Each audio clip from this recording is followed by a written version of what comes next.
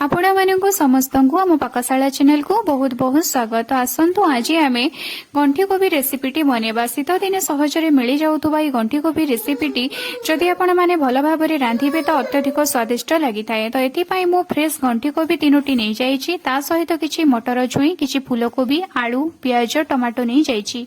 एबे मु प्रथमे मटर चणारू भल भाव मटर सबू काढ़ी पकाउची एवं मटर चना सबू काढ़ी सारिबा परे मु गंठी कोबी को चांची नहीं यार चोपा सबू को अलग कर देउची और यह भल भाव में छोट छोट खंड करी काटी नेउची।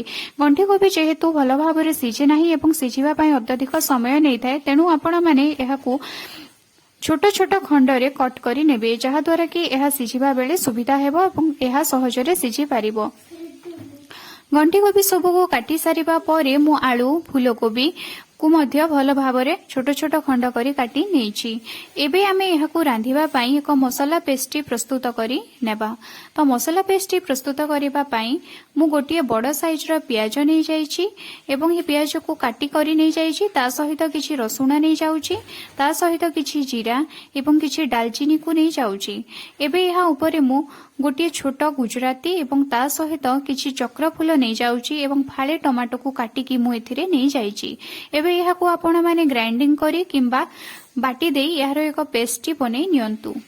पेस्टी रेडी हो सारिबा परे आमे कड़ाई बसैबा एवं कड़ाई रे किछि तेल दे देबा। तेल गरम हैला परे आमे एथिरे जो बाटी की रखिथिबा मसला तक सबको पकाई देबा एवं मसला को भल भाव में कसिबा। मसला को कसिबा बेले आमे एथिरे स्वाद अनुसार लूण दे देबा एवं ता ऊपर हळदी गुंड एवं लंका गुंड दे देबा एवं मसला को भल भाव में कसिबा जे पर्यंत कि एथिरु तेल अंश ऊपर को बाहरी न आसीची एवं यार कंचा अंश तक मरी न जाइची। मसला को भल भाव में कषि सारिबा परे देखिबे जे एथिरु तेल अंश सब अलग हो जाउची। एबे यहाँ ऊपर आमे जो पनीपरिबा काटिकी रखिथिबा सबु तक एथिरे पकई देबा। पनीपरिबा सबु को मसला ऊपर पकई सारिबा परे मसला सहित ए पनीपरिबा को आमे भल भाव में गोळेई नेबा।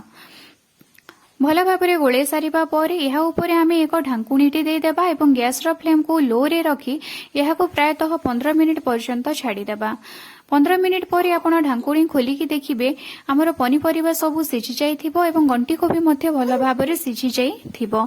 एबे यहाँ को आउ 5 मिनिट पर्यंत भल भाव में कसिबा जेमिति कि एथिरे कोनोसी पानी अंश न रहे।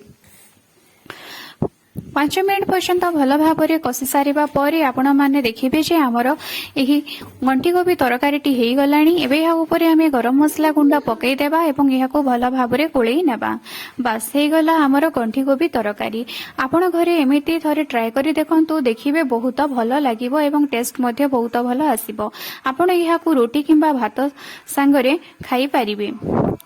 तो आपण माने घरे एहा को निश्चित थरे ट्राई करंतु।